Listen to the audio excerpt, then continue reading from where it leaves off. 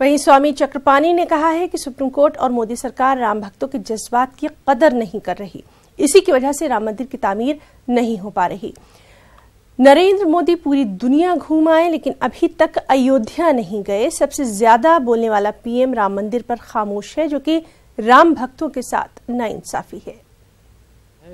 मोदी सरकार हो या माननीय सुप्रीम कोर्ट हो, दोनों कहीं न कहीं श्री राम भक्तों की भावना को नहीं समझ पा रहे हैं, जबकि समझना चाहिए। सरकार वास्तव में भक्तों का सम्मान करती और भावना का सम्मान करती तो अपनी तरफ से सरकार की तरफ से कोर्ट में पहल करती और आगे बढ़ करके और सुनवाई जल्द से जल्द करने के लिए अपना प्रयास करती और एप्लीकेशन देती, संसद से प्रस्ताव पास कराती या अध्यादेश लाती या कानून बनाती।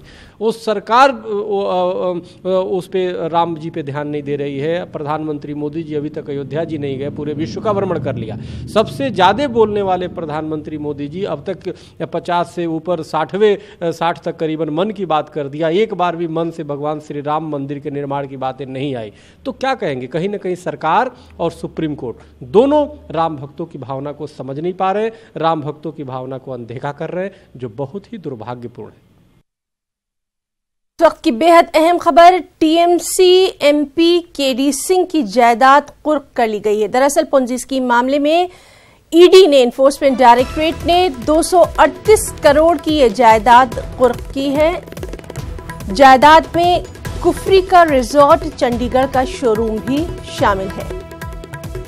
तो आपको बता दें, टीएमसी एमपी केडी सिंह की जायदाद कुर्क की गई है। पोंजी स्कीम मामले में ईडी ने 238 करोड़ की ये जायदाद कुर्क की है। कुर्क जायदादों में कुफरी का रिजॉर्ट, चंडीगढ़ का शोरूम भी शामिल है।